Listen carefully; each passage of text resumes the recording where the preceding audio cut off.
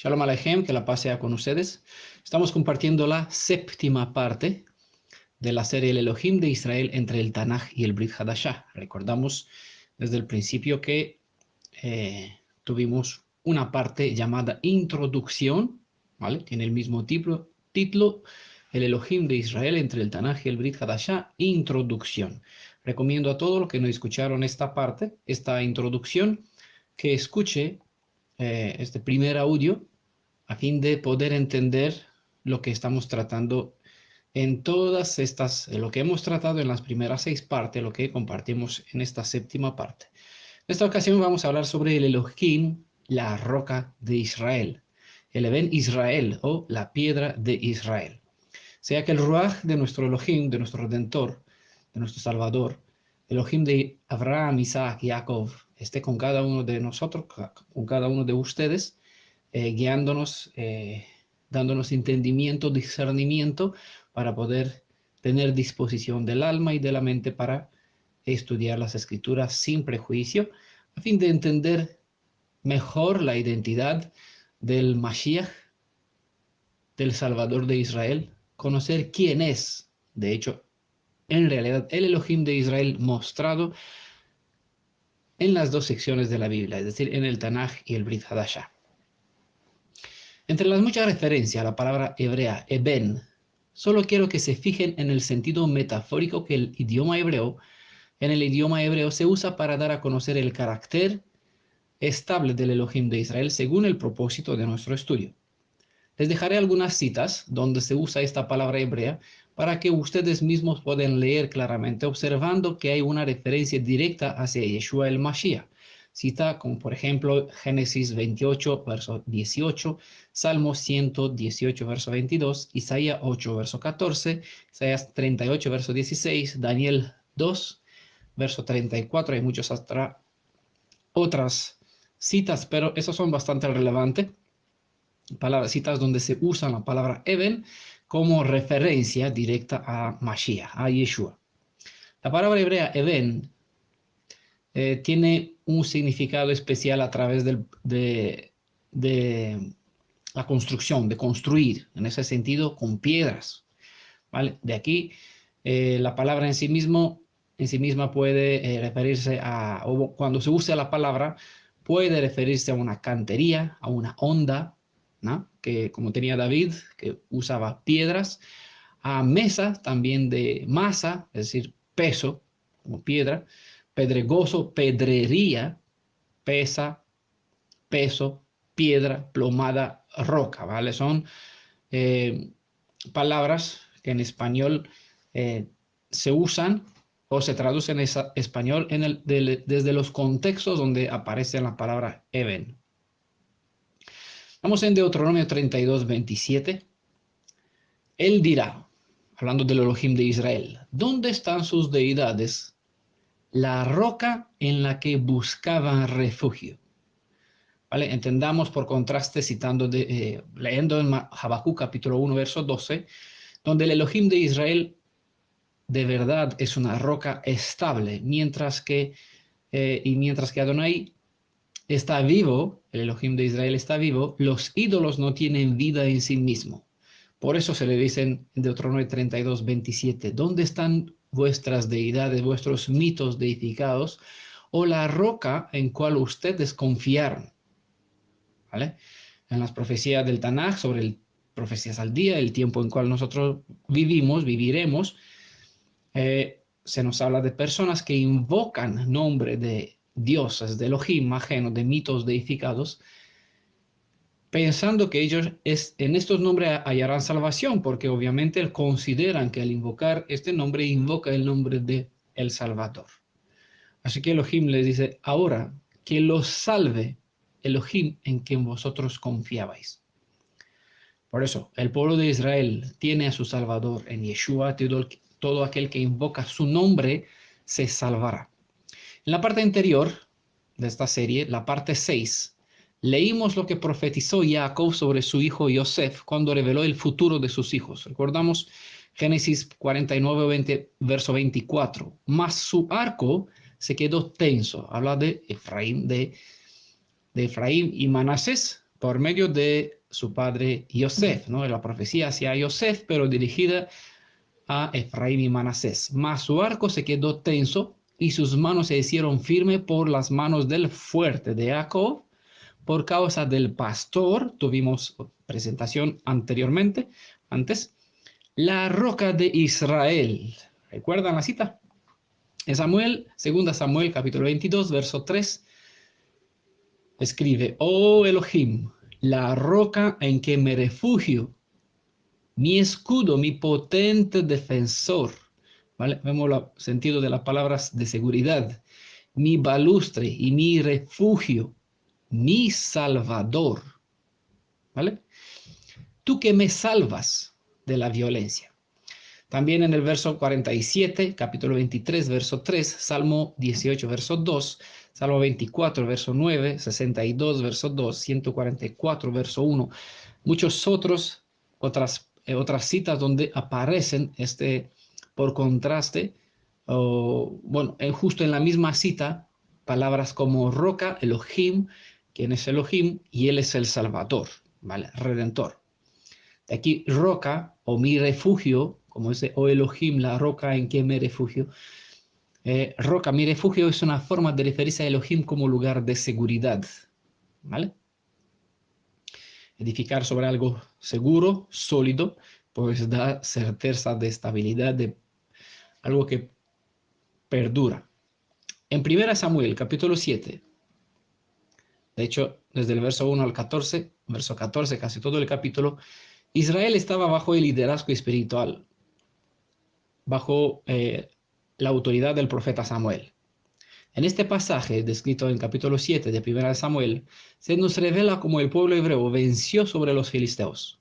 Con esta victoria se transmitió una enseñanza que nos vino concentrada en unas palabras que reflejó uno de los atributos de nuestro Elohim defensor, Eben Ezer. Quizás muchas personas le reconoce este nombre, este título, porque hay muchas iglesias dentro del cristianismo, muchos ministerios mesiánicos dentro del mesianismo que tiene como título, como lema, Eben Ezer. Eben Ezer es una expresión hebrea que en el Tanaj significa la roca del socorro.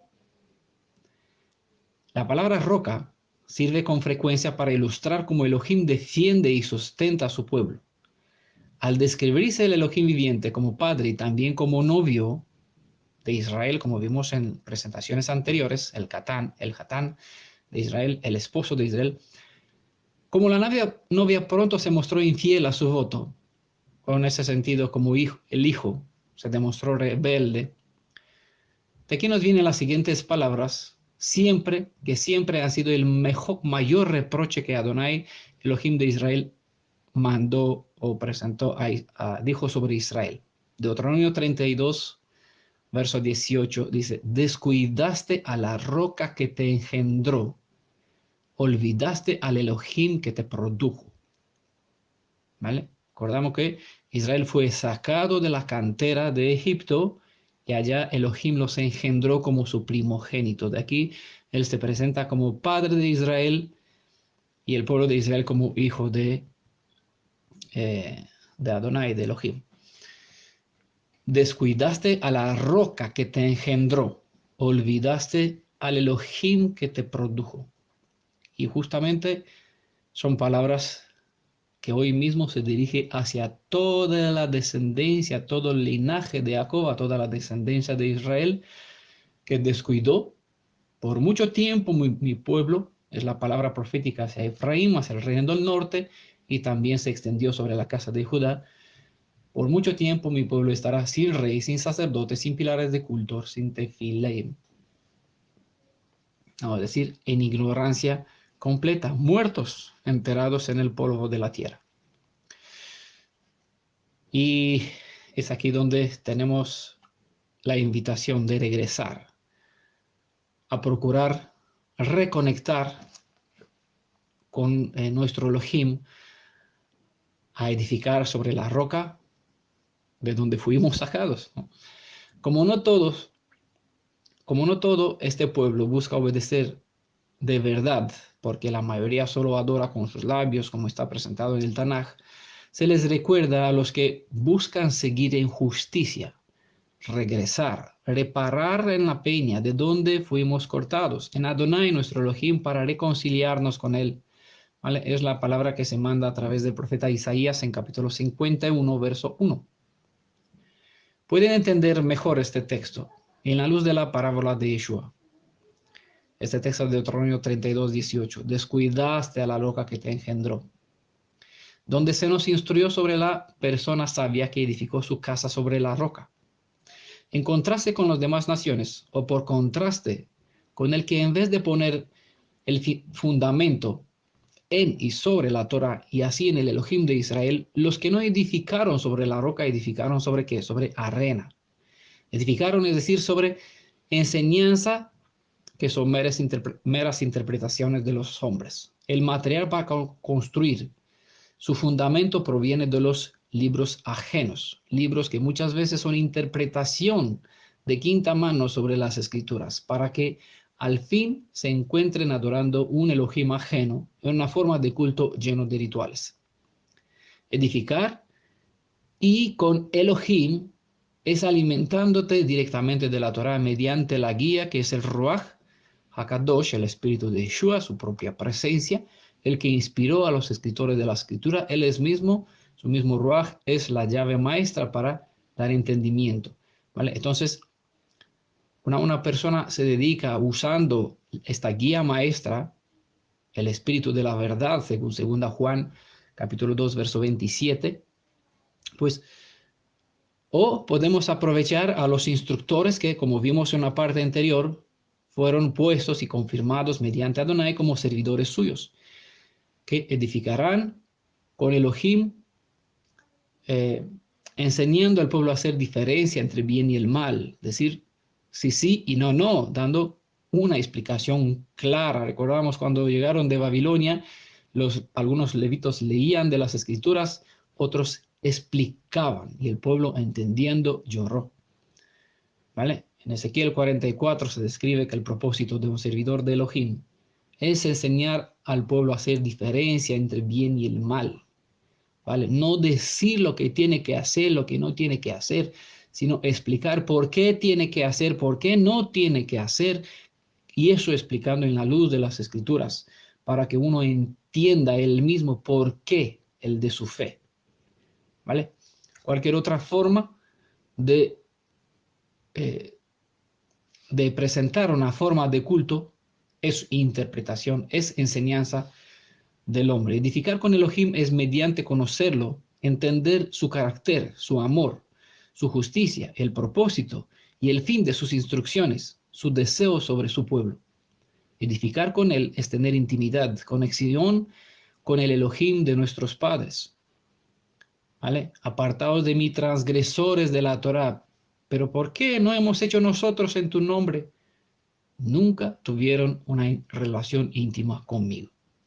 Es decir, ahí con facilidad se puede practicar formas de culto, de religión dentro de los tres sismos, cristianismo, judaísmo, mesianismo, se comparten de lleno formas de fe, pero Yeshua aún así dirá, apartaos de mí, transgresores. ¿Por qué? Porque si un maestro no enseña a través de sus enseñanzas a tener conexión íntima con Yeshua, y eso cómo hacerlo y cómo se come esta conexión, ¿no?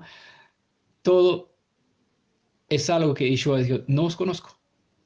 No tiene relación esposo-esposa, hijo, padre, Elohim, servidor. No tienen rey, súbdito. No tienen esta conexión de fidelidad, de intimidad. La edificación debe fusionarse con el soporte sobre el cual se edifica para que por medio de la unión aguante toda prueba. Quizás un constructor, una persona que se dedica a la construcción, entiende mejor este lenguaje. Si no, traten de asimilar este concepto, esta forma de pensar alegórica, metafórica, hebrea, para que entiendan a través de las parábolas, de las alegorías, qué es lo que se quiere transmitir, la profundidad de la enseñanza. Les recomiendo que lean Lucas capítulo 6, verso 48 especialmente, donde pueden ver la parábola de la casa edificada sobre la roca y la edificada sobre la arena. Veamos un texto más del Tanaj para ir al Brit después. Éxodo capítulo 17, verso 6. Yo estaré delante de ti allá sobre la roca en Joreb. Golpea la roca. En este contexto no aparece la palabra Eben, sino Tsur. Luego les diré. Golpea la roca y saldrá agua de ella para que beba el pueblo. Y Moshe lo hizo así a la vista de los ancianos de Israel. La palabra que ha sido traducida aquí como peña o roca es el hebreo Tsur, que significa roca. Esta roca era una profecía directa que indica hacia la obra redentora del Mashiach. En el libro de Números se habla de nuevo sobre esta roca, a la cual Moisés tenía que hablar, no golpear, para que salga agua. Número capítulo 20, los versos desde el 8 al 11. ¿Vale? Eso nos enseña que el Redentor fue golpeado solo una vez, no hay una segunda sacrificio. El Redentor, el Goel, nuestro pariente más cercano, no puede pagar 2 veces el precio para la redención, porque la muerte del pecado reclama la vida y una persona no puede dar su vida 2 veces. Entendamos que es razonable, uno muere una sola vez, ¿vale? Pagando el precio que el pecado reclama, que la justicia reclama, ¿no? La paga del pecado es la muerte. Por esa razón, Elohim dijo por segunda vez, háblale y dará agua. ¿Vale? Por esa transgresión, recordamos el contexto, Moisés perdió su derecho, dio con el palo una piedra. Este acto de desobediencia, de no hacer oído inteligente, Shema, ¿no?, a la palabra de Elohim, le costó la falta de entrar en la tierra prometida. Por eso no podemos jugar con las personas, decir, con las expresiones, es una mera palabra. Ellos pueden decirle que sea su idioma y nuestro idioma tiene sentido. No. El hebreo es el hebreo y transmite un mensaje que no se puede alterar con las traducciones en los sentidos de los otros idiomas. Por eso es importantísimo para un Bené Israel, para un hijo de Israel, de Jacob, que asimile, que trate de adquirir un pensamiento y un corazón hebreo, para que pueda leer y sobre todo entender lo que sus propios hermanos israelitas escribieron para él, para nosotros. Bueno, esa enseñanza nos enseña que el Redentor solo fue golpeado una vez, ¿vale? Tengan en cuenta. Este golpe produjo agua para todo el pueblo de Israel. Ahora, la palabra sur propiamente significa acantilado, una roca escarpada o un muro de piedra, ¿vale? Tengan en cuenta esta palabra muro de piedra. Voy a resaltar algunas palabras de lo que puede significar sur para que le tengan en cuenta a medida que estudiamos. Sur, acantilado, roca o roca escarpada, por ejemplo, ¿no? Muro de piedra, roca o canto rodado, refugio. También borde como precipicio. Afilados, ¿vale? Tiene el sentido de afilados. Elohim, ¿vale? Literalmente significa poderoso. No significa, no se puede traducir con Dios, ¿vale? Elohim significa poderoso. Filo, fortaleza, ¿vale? Recuerden esta palabra. Fuerte, fuerza, tengan en cuenta esta palabra también. Pedernal, peña, peñasco, piedra, refugio, ¿eh? Sentido de seguridad. Roca, terreno rocoso, ¿vale? Esos son contextos donde la palabra sur se usa y se le da estos sentidos: refugio, Elohim, muro de piedra, fuerza, fortaleza. Algunos vamos a mencionar más adelante. Siempre que lo vamos a mencionar, tengan en cuenta que tiene que ver con esta, o proviene de ese sentido, que le quedan como referencia a la palabra sur. Golpea la roca, el sur, ¿ah? Golpea esta piedra, este muro de piedra. Elohim, refugio, fortaleza. Recuerden esta palabra enfatizada para que pueda entender mejor la obra de Yeshua a medida que veremos esos atributos a lo largo de lo que citaremos, ¿vale? Sin contar la referencia que se encuentran en nombres de personas y lugares, la palabra sur, casualmente diría, aparece 70 veces en el hebreo bíblico y durante todos los periodos. Recordamos que los números tienen su importancia y bueno, por eso dice aparentemente o casualmente diría mejor, ¿no? 70 veces. 70 es el número de la plenitud. 70 son las naciones sobre la tierra. Obviamente hay muchos más, pero por medio de ese número 7 o 70 se describe la suma de todas las naciones. Razón por cual el Apocalipsis 11, 19 aparece el Hasatán, el diablo, el Elohim, el príncipe de este mundo, reinando sobre 7 montes, ¿vale? Sobre el mundo. Mientras Elohim de Israel, por contraste, sobre el monte Sión. Es a donde nosotros miramos y los ojos de todos los hijos de Israel. La expresión sur tiene el mismo sentido cuando dice que el Elohim escondió a Moisés en la hendidura de una peña, ¿vale? Está en Éxodo 33, verso 1, 22. Vamos a leer algo un poquito más adelante. La roca o montaña es figura de seguridad, ¿vale? Se transmite en Salmo 61, verso 2. Transmite firmeza, ¿vale? Esta misma palabra, como por eso lo mencioné antes, muro de piedra, fuerza, fortaleza, refugio, sur o Elohim. ¿Vale? En Job capítulo 14, verso 18, transmite el sentido de firmeza o de algo que perdura en Job 19, verso 24. Entonces, entiendan cuando se usan esta palabra, la roca, cuáles son sus, más allá de la traducción literal sur o eben, sentido español, piedra. No, todas las palabras hebreas tienen más enseñanza más allá del significado de una palabra.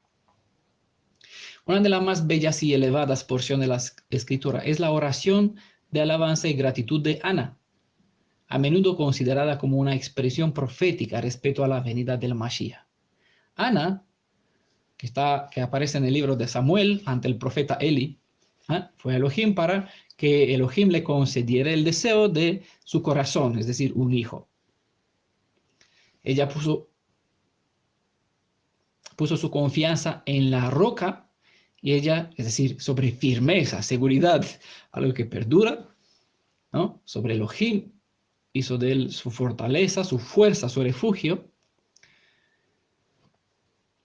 Y ella se regocijó grandemente en él. En la misma manera en que Moisés exaltó la fidelidad de Elohim, Ana lo adoró y cantó: no hay santo como Adonai. Recordamos que siempre que usamos la palabra Adonai, esa palabra no existe en el hebreo para que tenga algún significado, excepto sustituir las 4 consonantes para no pronunciar un nombre que se podría pronunciar a partir de las 4 consonantes. De aquí se puede resumir, concentrar todo, el que será, quién fue, quién es, ¿no? Esos 3 verbos se puede concentrar y presentar una forma como si fuera un apelativo, un nombre. De aquí, Yehayah se puede presentar como Yehovah, ¿vale? Pero al describir en sí mismo no un mero nombre, sino la identidad de su ser, que no puede ser resumido en una sola palabra, es por eso que la palabra Adonai, ¿vale?, fue diseñada y en la mente de todo judío, todo creyente en la fe hebrea, sabe que con esta palabra pues describe el ser, más allá de la palabra, describe al ser Elohim viviente, Adonai, Elohim Jai. No hay santo como Adonai, no hay santo como Jehová, si quiere presentar un nombre. En verdad, no hay otro fuera de ti, ni hay roca como nuestro Elohim. ¿Vale? Vimos antes que las demás naciones tienen a sus rocas. Y muchos se aferran a estas rocas, deidades en cual buscan refugio, según Deuteronomio 32, y el pueblo de Israel, como vimos también en capítulo 32, verso 18, Israel también olvidó a su roca y se fue a adorar otros Elohim ajeno. Por contraste, la alabanza de Ana es claramente: no hay otra roca, no hay otro en quien podemos poner confianza y fidelidad, firmeza, porque no hay otro que nos puede salvar, aunque hay muchos otros Elohim, ninguno es verdadero, todos son mitos deificados, vanos. David también se refirió a Elohim como su roca, su protector y guardador, y la sombra a su mano, sobre su mano derecha. En Salmo 121, verso 5. David sabía que él, en el momento del refugio, encontraba refugio en Elohim. En el momento de fuego y la presión, Adonai estaría allí para protegerlo físicamente y emocionalmente.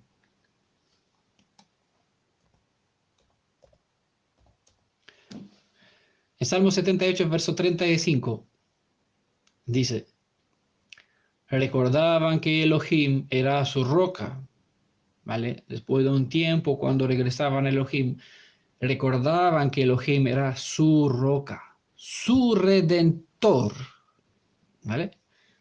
En una presentación anterior vimos que el redentor es uno de los títulos de Elohim. Y en ese contexto se describe bastante claro.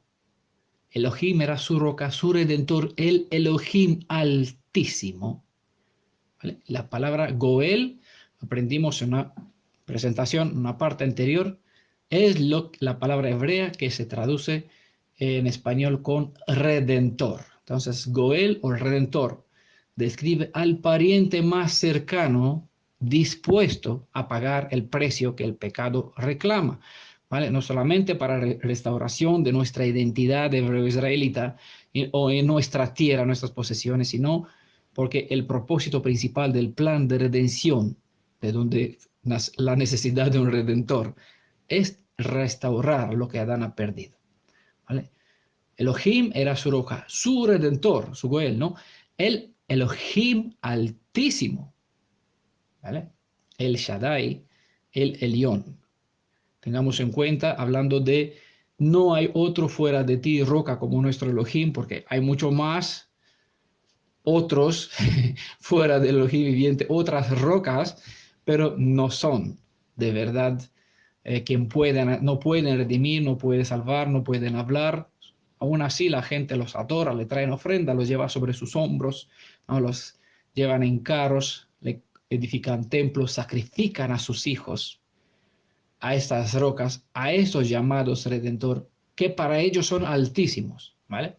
Pero Elohim de Israel es el único redentor verdadero y fiel que probó su redención, y él merece la gloria como Elohim altísimo en comparación con los demás. Aún así, tengamos en cuenta la parte de introducción. Yeshua es el Elohim redentor, nuestra roca, es el propósito de este tema, a describir que el Elohim del Tanaj es Yeshua, revelado como roca en el Tanaj, como roca en el Brit Hadashah, y sobre él edificamos nuestra fe. ¿Vale? Él es altísimo por comparación con los demás, y es Bené, es Ben Elión, es hijo del Altísimo porque su Padre es soberano en todo universo, ¿vale? Por eso siempre recordamos la parte de introducción, ¿vale? Como un profeta, David habló de un gobernante, un Melech Hasadik, es decir, un rey justo que habrá de venir. Esta profecía se cumplió literalmente en Yeshua el ungido. Pueden leer más profecías semejantes donde pueden comparar citas como Isaías 11, verso de 1 al 10, Jeremías 23, de 5 al 6, capítulo 33, de 15 al 18, Zacarías 9, del verso 9 al 10, y pueden observar el cumplimiento de estas profecías cuando miran o comparan en Mateo, en Brit Hadashah, Mateo capítulo 4, verso 14 al 16, Lucas capítulo 24, verso 25 al 27, capítulo 24 también, desde el verso 44 al 49, Juan capítulo 5, el verso 45 al 47, y en capítulo 8 de Juan también, verso 28 al 29, ¿no? Son citas donde se explica el cumplimiento de ciertas profecías hacia Yeshua. Como antes cité, dice en el Tanaj sobre el refugio sur, la roca en cual Moisés y cada uno de nosotros deba hallar protección dentro de la fortaleza, ¿no? Es otro sentido, o en contexto donde se habla de fortaleza, se puede también usar la palabra sur, quien es Adonai, nuestro Salvador, ¿vale? Él es nuestra fortaleza. Tengan en cuenta que el siguiente texto contiene, que voy a citar obviamente, contiene una riqueza de enseñanza profética respecto a la obra redentora en Mashiach, como el conocimiento sobre ciertas características de su proceder y además como identificar al Redentor como Ben Adam, es decir, como un hombre entre los hombres, ¿vale? Es decir, Goel, ¿vale? Mi pariente más cercano, el Salvador, Elohim, tiene que presentarse como Ben Adam, como mi pariente más cercano, hacer uno más como nosotros, dejando su gloria, ¿vale? Su magnificencia, su poder, ¿vale? Su esplendor. Y se presentó como un ser humano, como bien describe Pablo. Pues tenemos que buscar a través de las características que califica al Mashiach, conociendo estos detalles para identificar al verdadero Mashiach, porque hay muchos que vendrán en mi nombre y dirán, yo soy, ¿no? Y engañarían a muchos. Éxodo capítulo 33, que antes mencioné, verso 18-23. Él, es decir, Moisés, dijo, oh, déjame contemplar tu presencia. Quiero ver tu esplendor, ¿no? La respuesta es importante. Esa cita es bastante importante. La respuesta de Adonai es pura profecía sobre cómo será como Salvador, cómo sería como Salvador. Y a Moisés lo usó como un tipo para describir a todo Israel, ¿vale? Por eso, más allá de las palabras, hay profecías, hay enseñanzas que pueden, bueno, no, por lo menos yo no me sacio de cavar y profundizar y maravillarme, es decir, cuántas cosas pueden haber escondidos dentro de unas palabras que en general lo pasamos por alto. Simplemente vemos el atrevimiento de Moisés de querer ver su esplendor. No es solamente eso. Verso 19, Éxodo 33, verso 19. Y él respondió, ¿vale? Adonai respondió, haré pasar toda mi bondad delante de ti. Y justamente es lo que vimos. Ahora, si lo lleva un poquito con el pensamiento, vimos reflejado por toda la actividad de Yeshua. Haré pasar toda mi bondad delante de ti. Porque en su obra redentora del Monte Calvario, ¿ah?, se refleja en ese sacrificio supremo para salvar a su prometida, pagar el precio de rescate para su pariente más cercano, para sus hermanos, para sus servidores, para sus hijos, para su esposa, ¿no? Es toda su kavod concentrada en ese sacrificio. Haré pasar toda mi bondad. Es decir, es algo que nosotros vemos. Y describe algunas características más, detalles. Y proclamaré delante de ti el nombre de Adonai, Jehová, ¿no? Yod-Heh-Vah-Heh, las 4 consonantes. Proclamaré, daré a conocer tu nombre, habló Yeshua sobre su padre, daré a conocer tu nombre. No presentó algún nombre del Elohim, de su Elohim, de su padre. ¿Qué hizo a cambio? No describió su carácter, su forma de ser. Todo en el contexto hebreo, en la mente hebrea, cuando se habla de un nombre, es una descripción encriptada en un nombre, la descripción del ser. Eso es que hay un grupo que siguen al Cordero y los redimidos en Apocalipsis, y los redimidos tendrán sobre su frente un nombre, el nombre del Padre y del Hijo. ¿Vale? La razón por cual nosotros creemos en dos personas cuando hablamos del plan de redención y hablamos de una sola persona, del Shema Echad, Elohim Echad, cuando hablamos especialmente o estrictamente sobre la fe hebrea. Proclamaré delante de ti mi nombre, ¿vale? Es decir, te revelaré todo el ser, ¿vale? Te daré a conocer, reflejaré, te daré a conocer mi bondad, te deleitarás en eso. Otro punto, y la misericordia que yo concedo y la compasión que muestro, ¿vale? Creo que ustedes hacen diferencia entre misericordia y compasión, cada una nos revela cierto lado de su bondad, ¿vale?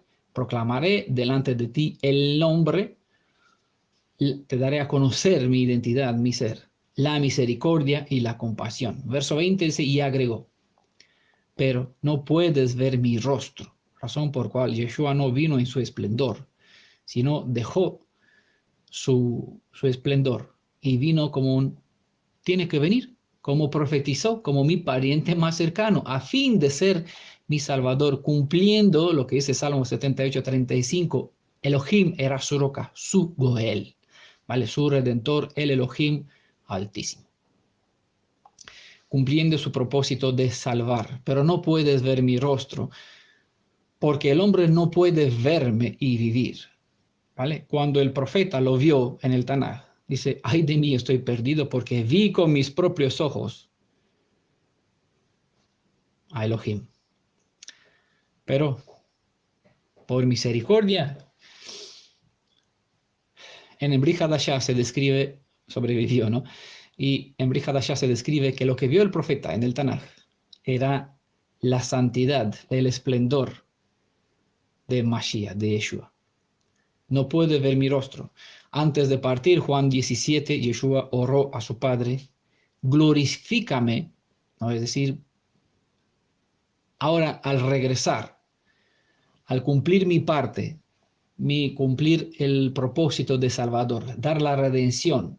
Y antes de morir dijo, hecho está. Es decir, la obra de Yom HaKippurim, la obra que prefiguraba la obra de expiación, fue por completo acabada, completita, hasta fin de 7,000 años, completa por medio de su sacrificio. Al ser completada, regresó a su Padre, a su poder, a su autoridad, a su dominio, a su esplendor. Y en su autoridad y dominio como Ruach, regresó, como dijo, está escrito en Brit Hadashah, entregó los dones a los redimidos por medio de su Ruach. Porque el hombre no puede verme y vivir. Solo hay una forma para estar en su gloriosa presencia, y el que por su amor inagotable se dispuso a ser el Redentor, nos enseñó el único camino para ser restaurados, como los pasos a seguir para que se logre dicha redención. Y sigue en verso 21. Y Adonai dijo, mira, hay un lugar cerca de mí. Y aquí, palabras proféticas, colócate sobre la roca, ¿vale? Es aquí donde nosotros tenemos que edificarnos, donde nos podemos esconder, encontrar refugio.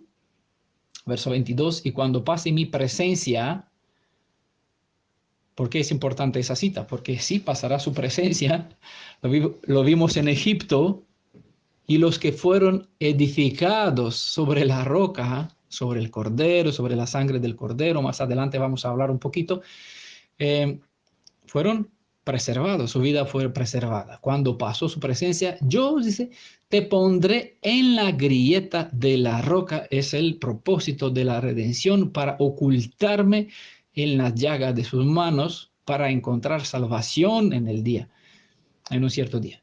Y dice la cita, verso 22, te escudaré con mi mano.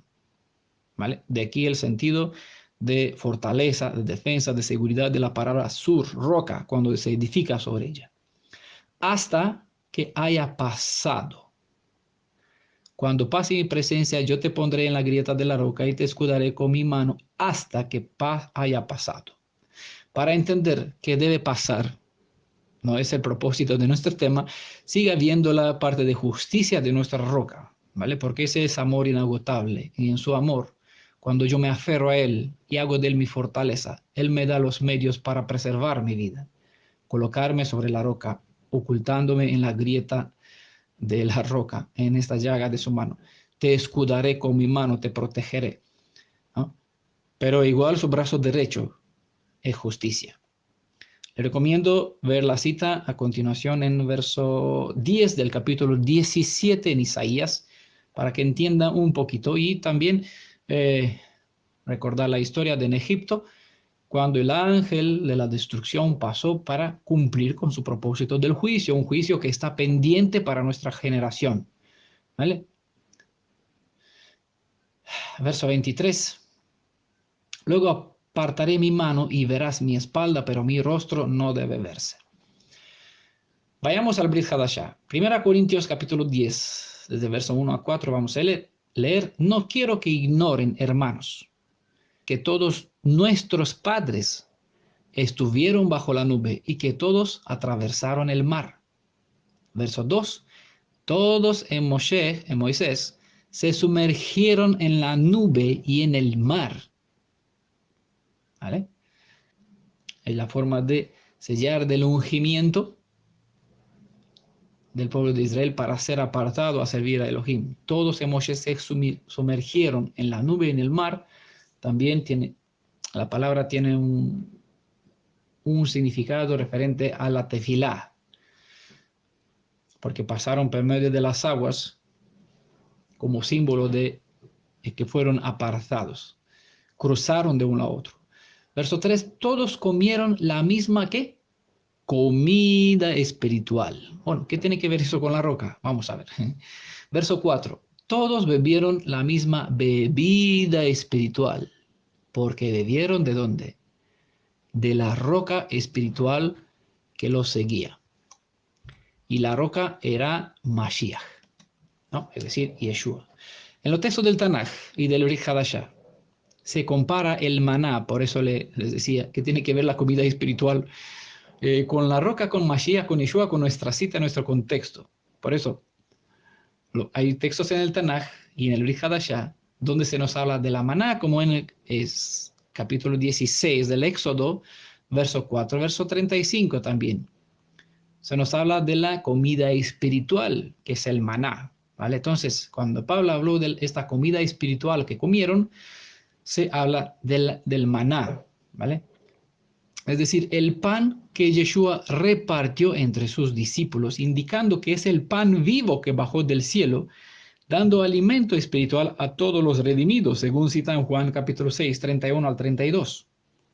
Una referencia clara a Yeshua, que vino del cielo como maná, está en el Salmo 78, verso 24, donde se nos enseña que el trigo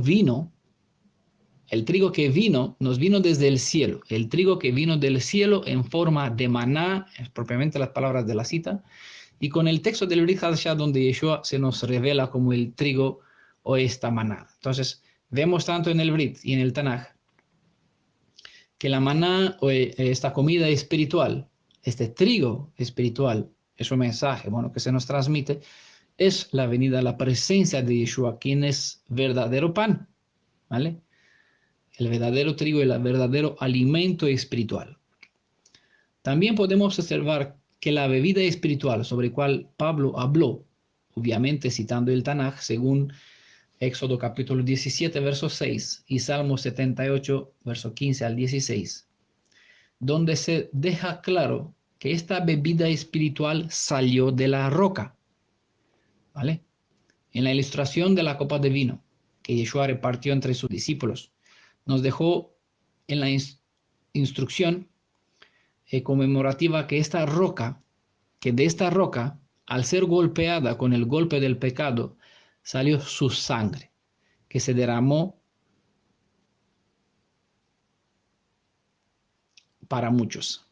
En la sangre hay vida, según la ley, y esta vida es el alimento que nos sustenta para poder vivir. Todos los redimidos deben beber de ella, de la copa con agua viva que fluyó desde las llagas del Redentor. Quien quiere tener la vida del Mashiach, su vida dentro de ellos, deben beber de la roca. Así que en Mateo 26, verso 26 al 28, se nos enseña que cuando por medio de la cena del Seder, cuando se reparte el pan y el vino, en esta práctica se nos revela la razón por cual la Torá prohibió comerse la carne con la sangre. Cuando se dio esta ley en la Torá, reservó esta enseñanza que fue encriptada aquí, del derrame de la sangre, porque no es una cosa común al alcance de cualquier ser. La única persona cuya carne y sangre podemos comer y beber es el Mashiach. No hay otro Salvador, Por eso la prohibición clara, todo aquel que comerá carne con sangre será, ¿qué? Cortado. Porque no hay forma de poder sustituir. Es la obra de anti-Mashiach, ¿vale? Todo el que come carne con sangre, o sangre con carne, es como si trataría, bueno, espiritualmente, ponerse en lugar del Mashiach. Se hace un transgresor de la Torah porque todo anti-Mashiach, ¿vale?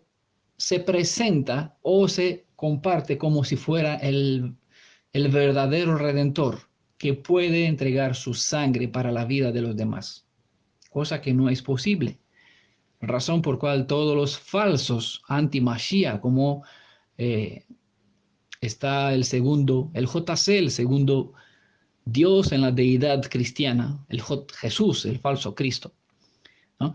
En realidad es una persona que en ese sentido transgrede este principio de la ley porque se presenta como Salvador y la gente confía neciamente en él. En otras palabras, se enseña que se puede comer carne con sangre. Eso es anti-Torah, ¿vale? Los judíos de la época de Yeshua, al no entender, al conocer esta ley y no entender lo que quiso decir, ni lo que prefigura, cuál es el propósito de la ley, para cual la ley solo era una sombra, un tipo, no entendieron por qué Yeshua dijo, el que no come mi carne y no bebe mi sangre, no tendrá vida en sí mismo, será perdido. Pero él no hablaba que tenemos que comer literalmente, caníbales, transformarnos en zombies, ¿no? Para comer a los demás, ¿no? Sino que vivir con él, tener esta conexión, tener esta intimidad, hacer de él nuestro Goel, nuestro Salvador. Porque Yeshua en su propia naturaleza, como Elohim e hijo del Elohim Altísimo, es nuestro Ruach, un Ruach dador de vida. También ese sentido, la bebida espiritual, es un símbolo del Ruach HaKadosh, que proviene del mismo Mashiach, del mismo Yeshua.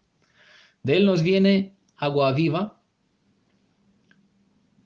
porque esta agua viva nos viene por medio de sus llagas. La razón por cual la cita nos enseña, colócate sobre la roca, te pondré en la grieta de la roca, te escudaré con mi mano, porque en su mano tenemos la llaga a través de cual nos brota la vida a todos nosotros, los que creemos en él. En Juan capítulo 7, versos 37 al 39, el último día de la fiesta, el más solemne, es decir, la fiesta de Sukkot, el día 22 de la fiesta, el octavo día, Yeshua se puso en pie, gritó, si alguno tiene sed, venga a mí y beba, el que crea en mí. ¿Qué es lo que decía con eso? Yo soy la roca de cual bebieron vuestros padres, a quien han traspasado, mirarán a mí, al Aleph Tav, que vemos al principio, a quien han traspasado, y de esta mano, de esta llaga, saldrá agua viva. Como están las escrituras, de su seno correrán ríos de agua viva. ¿Ah? Cuando Israel ya estaba instalado en la tierra, recordaba la profesión de su Elohim en el desierto, en el contexto de la fiesta de tabernáculos. En este contexto había una específica ceremonia donde se recordaba este milagro del agua de la peña, como un acto de salvación divina. Es justamente en este preciso contexto festivo que Yeshua proclamó, si alguno tiene sed, vengan a mí y beba. El que cree en mí, como dice las escrituras, de su interior correrán ríos de agua viva. El agua viva de cual Yeshua habló era el Ruach, su espíritu vivificante, que iba a dar vida a todos cuantos creían en él y serían, por lo tanto, engendrados en su nombre, según escribió Juan.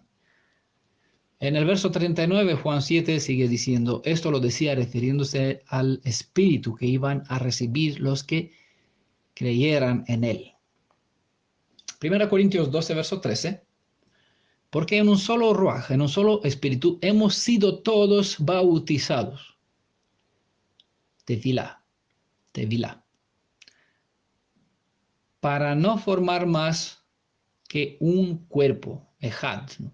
Un cuerpo, judíos y griegos, esclavos y libres, y todos hemos bebido de un solo espíritu. ¿Qué espíritu? ¿De qué espíritu bebieron? De la roca quien es el Elohim de Israel. Y de esta roca salió la sangre de Yeshua, esa sangre que da vida a todos. Esta sangre es un símbolo de su espíritu que fluye por medio de su cuerpo. Su ruaj es quien está obrando, conectando, restaurando, alimentando a todos sus hijos. ¿Vale? Porque sus redimidos, todo este cuerpo, judíos y griegos, esclavos y libres, ¿vale? Tienen como cabeza, vimos en la presentación pasada sobre el Hatán, que él es el esposo, él es la cabeza del cuerpo, y Yeshua es la cabeza. Los redimidos son, la suma de los redimidos son el cuerpo, ¿no? Los congregados. La roca que fue golpeada para hacer fluir el agua viva, que hemos leído en Éxodo 17, verso 6, para el pueblo escogido de Adonai era una roca física. Sin embargo, Pablo la llamó una roca espiritual porque tipificaba al Mashiach, quien fue golpeado e hendido, traspasado para hacer fluir el agua de vida, según se describe en Juan capítulo 19, verso 34. ¿A fin de qué? De saciar la sed, es decir, la necesidad de la redención, ¿vale? Este deseo de ser salvos de los redimidos. Puesto que era una roca espiritual que representaba a Yeshua, podría seguir a los hijos de Israel. Lo que él dijo: me voy a mi padre, pero no os dejaré huérfano, vendré a ustedes. ¿Por qué él no se quedó con ellos? Porque era en cuerpo. Y en cuerpo no podría ser más que atender a una sola persona. Pero al ser espíritu, al estar de nuevo en toda su autoridad, todo su dominio, con su padre también, como Ruaj, podría estar presente en todas partes porque su identidad espiritual es Ruaj, es espíritu, y puede estar con todos al mismo tiempo.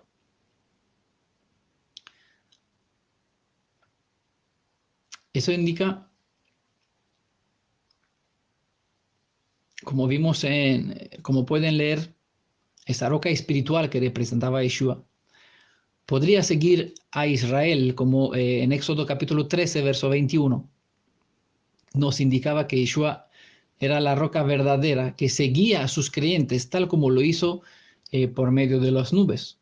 Hay toda una historia dentro del judaísmo, dentro de las enseñanzas rabínicas, sobre una piedra que rodaba detrás del pueblo de Israel, alimentando al pueblo durante su caminar por el desierto. Pero bueno, nosotros no creemos en mito, nos aferramos a lo que tenemos escrito, ¿vale?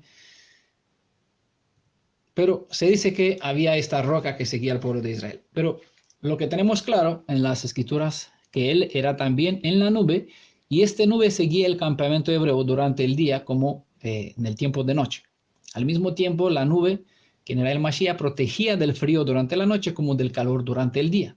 La columna, Yeshua, iba delante del campamento durante su marcha hacia la tierra prometida, pero se situaba también detrás de ellos cuando tenían que protegerlos. Según Éxodo 14, verso 19, como podéis leer ustedes mismos. Podemos observar también en este último texto la promesa que él será el que protegerá la retaguardia de los redimidos, siendo que obrará hoy como en el pasado. Tenemos al mismo Elohim que estuvo con nuestros padres, el mismo que estará con nosotros, y por eso él presentó su nombre, Ejiej Asher Ejiej, seré el que seré, o lo que hará falta que sea. El Redentor, Yeshua, es la roca que da agua espiritual, vida a su pueblo, tanto en el pasado como en el presente. Y pueden leer Juan capítulo 4, verso 10, verso 14 también, capítulo 6, verso 30 al 35, capítulo 7, verso 37 al 39, Apocalipsis 22, 17. En cuanto a la historia del pasado, historia que nos sirve como un tipo para indicarnos hacia el antitipo, quien es Yeshua, la roca de quien bebieron nuestros padres, resulta que a ellos no les ha servido de mucho aquella agua, ya que dentro de ello la vida no fluyó para la felicidad, sino que todos han perecido en el desierto a causa de la falta de confianza. Pues tengamos en cuenta lo sucedido en la historia para que no repitamos el destino de ellos, sino que nos dispongamos a servir para ser medios para que el agua viva de la sangre redentora de nuestro Goel, el Mashiach, Yeshua, pueda llegar a muchos.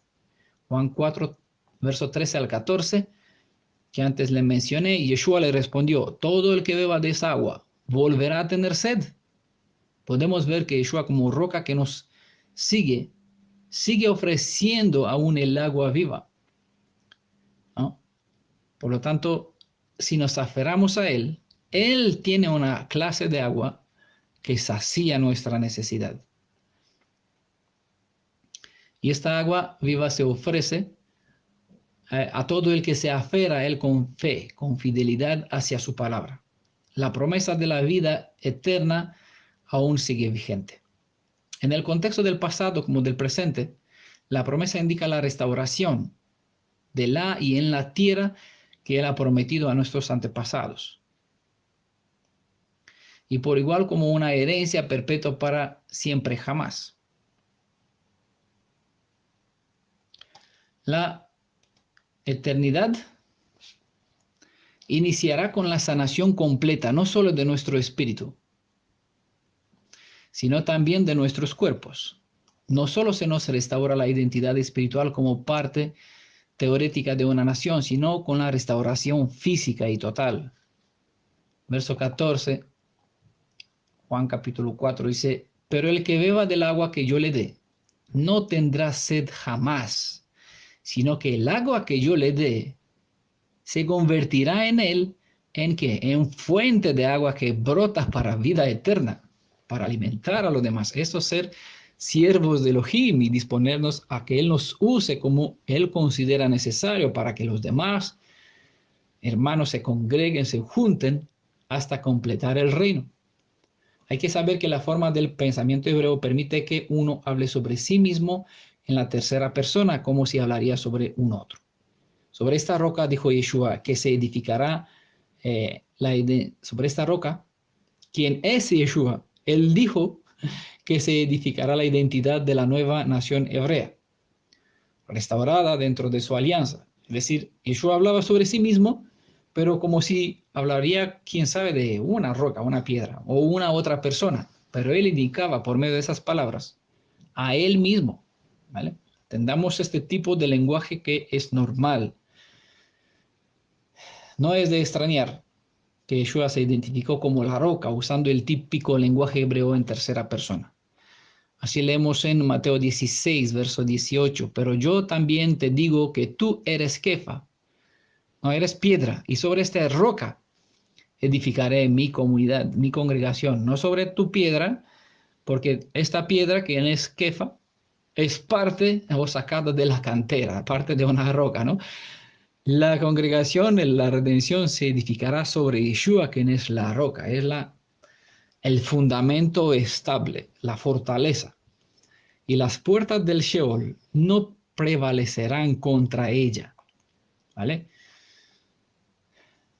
En la luz del Salmo 105, verso 41, podemos entender mejor la profecía de la restauración del pueblo escogido de entre las naciones para ser el siervo de Adonai, según cita Isaías 48, verso 21. Salmo 105, 41 dice, abrió una roca para que brotara agua.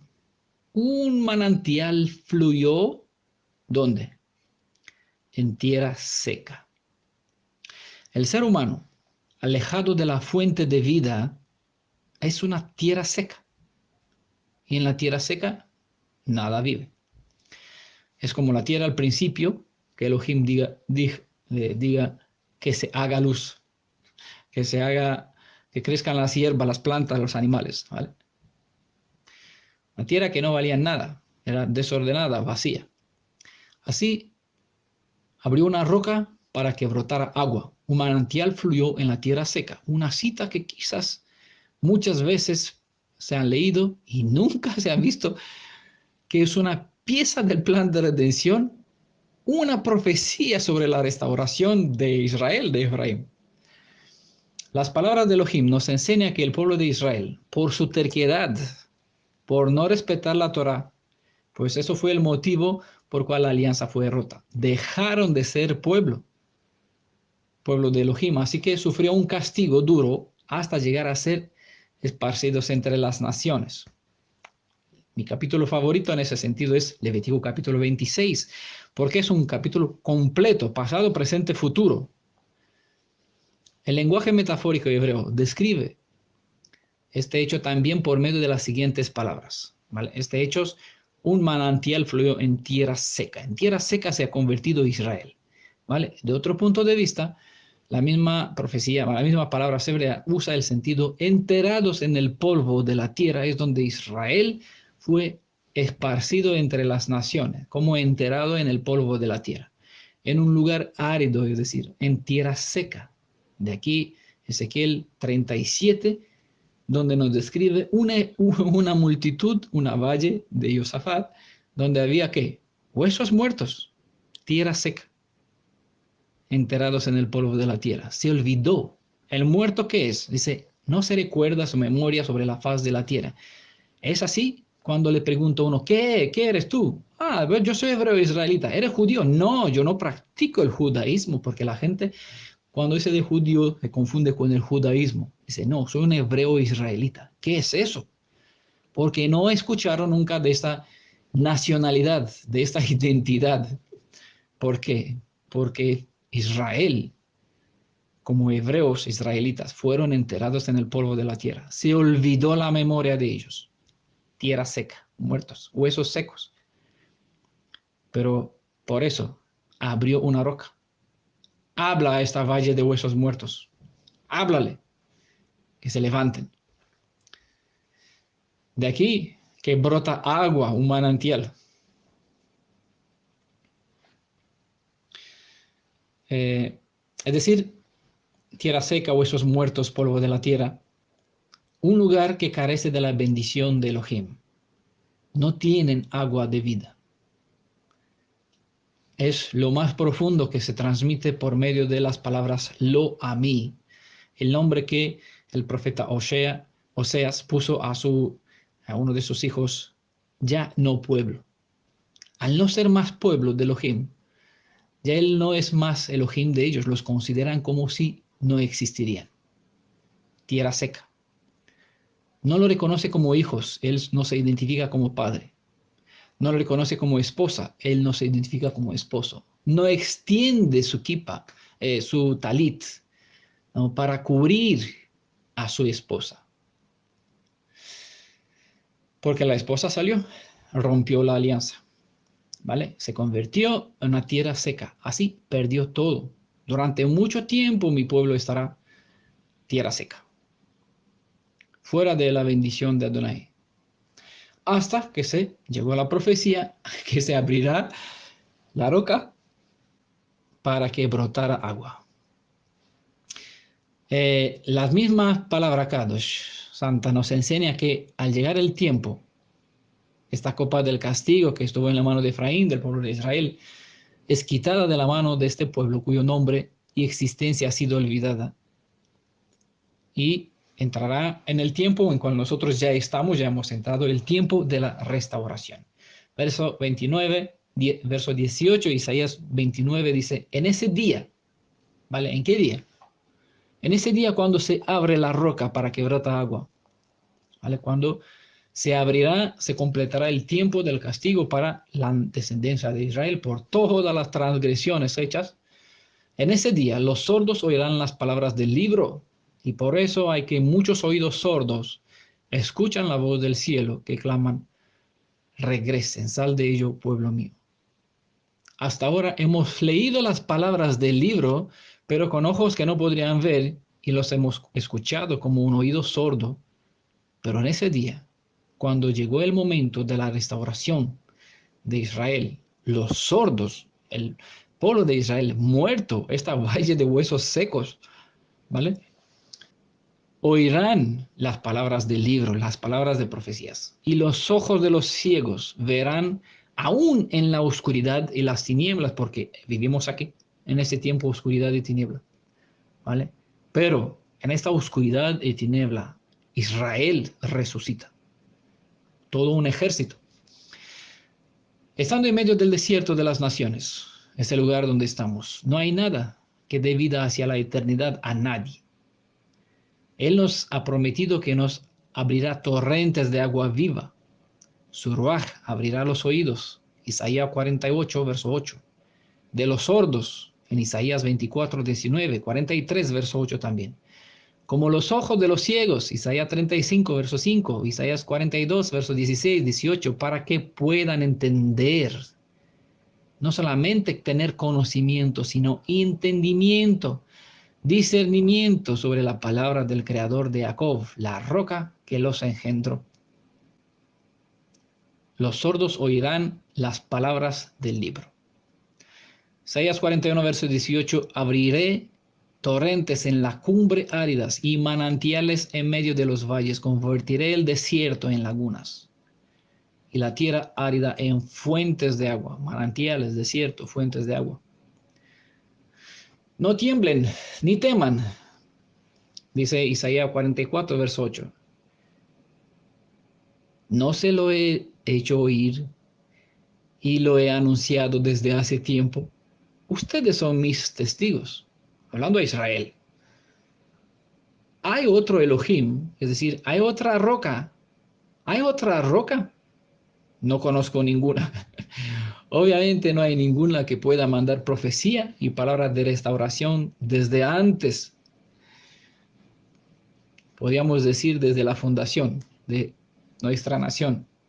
Y no me refiero a la nación sionista, sino me refiero a la nación de Israel cuando fue sacada de la cantera de Egipto, cuando él se hizo padre de Israel, cuando convirtió a un puñado de esclavos en una poderosa nación con una constitución llamada Torah. Pedro usó este término para describir a Yeshua como una piedra viva, desechada por los hombres, pero escogida y preciosa delante de Elohim. 1 Pedro, capítulo 2, verso 4. Continuó diciendo acerca de los creyentes en Yeshua, también ustedes, como piedras vivas, sean edificados como una casa espiritual, el templo santo, ¿no? Beit Hamikdash Kadosh, para un sacerdocio santo, para ofrecer sacrificios espirituales aceptables a Elohim por medio de Yeshua. Dice el verso 5. Yeshua es la piedra viva. Pedro citó a su maestro cuando Yeshua dijo, sobre esta roca edificaré mi comunidad y las puertas del infierno no prevalecerán contra ella, como vimos en Mateo 16, verso 18. Pedro comprendió quién era esa roca y así lo proclamó en su epístola, Yeshua es esa roca. Acercaos a él, dijo Pedro. 1 Pedro 2:4. Piedra viva. Enseñaba Pedro. Los creyentes en Yeshua, al ser también piedras vivas, son edificados sobre la roca viviente. Somos un templo espiritual edificados en virtud de la obra redentora del Mashiach. Las profecías en el Tanaj nos indicaba que esa obra redentora está edificada sobre un fundamento firme, sur, acantilado, fortaleza, ¿vale? Por tanto, así dice Adonai Elohim, yo pongo por fundamento en Sión una piedra, ¿vale? Recordamos, Apocalipsis 19, el Hasatán domina, tiene influencia y se extiende sobre 7 montes, sobre el mundo. Pero Adonai, el Elohim viviente, Elohim Jai, puso un fundamento en Sión, en Israel. Una piedra probada, angular, preciosa, fundamental, bien colocada.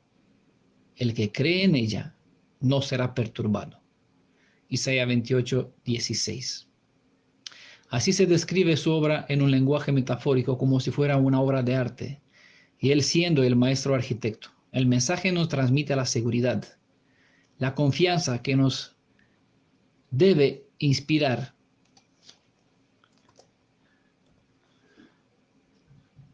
la fe en él que es la roca y el constructor a la vez.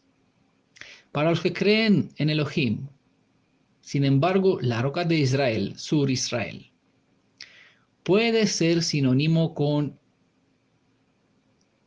Elohim de Israel, ¿vale? Sur Israel o Eben Israel es lo mismo que Elohim de Israel. Como Sur refiere a una roca o peña, incluso a una montaña, la nación de los redimidos de Israel estará firmemente establecida sobre el Elohim de Israel.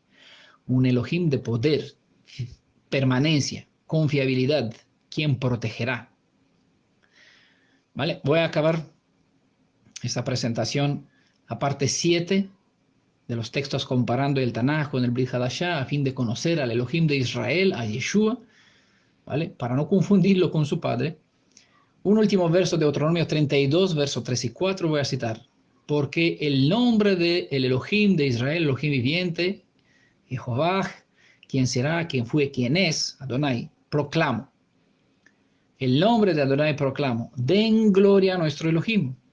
¿Qué es proclamar el nombre? Ir con el nombre por aquí invocándolo todo el día con pancartas. No, sino es describir su forma de ser, quién es, cómo es, su justicia, su misericordia, sus propósitos, sus planes. Ese es hacer proclamar entre las naciones la maravilla de su misericordia, de nuestro Elohim. Verso 4, la roca. Sus obras. ¿Quién es la roca?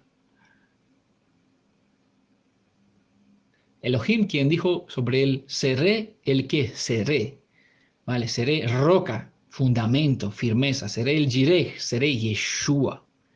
Él salva. La roca. Sus obras son perfectas y todos sus caminos son justos. Un Elohim fiel, nunca falso. Verdadero y recto es él. Entendamos por qué el Ruach, que nos guía en toda la verdad, no hay mentira en él, lo que dijo Yohanan, el discípulo que por excelencia exalta o identifica a Yeshua como Elohim. 1 Juan capítulo 2, verso 27. Es la guía maestra que espero que esté con cada uno de ustedes, que puedan entender, que le pueda dar discernimiento, que su espíritu more en cada uno de ustedes, que le pueda entender qué es proclamar entre las naciones el nombre de Elohim. Describir o hablar a las naciones de la roca cuyos caminos son perfectos, hablando de su Torah. Justos, que Él es un Elohim fiel, no es falso, y el guía en toda verdad. Es el Ruach que nos da la santidad. Verdadero y recto es Él. A Él sea la gloria en la honra para siempre, a Yeshua, para que su Padre también sea honrado por medio de todo nuestro cariño que damos damos a su Hijo, a través del respeto que damos a Yeshua, damos toda nuestra kavod, toda nuestra alabanza y exaltamos al Padre de nuestro Padre. Bendito sea el nombre de Yeshua y bendito sea su Padre para siempre por darnos tal maravillosa salvación por medio de Yeshua. Un abrazo a todos. Shalom, Beshem Yeshua.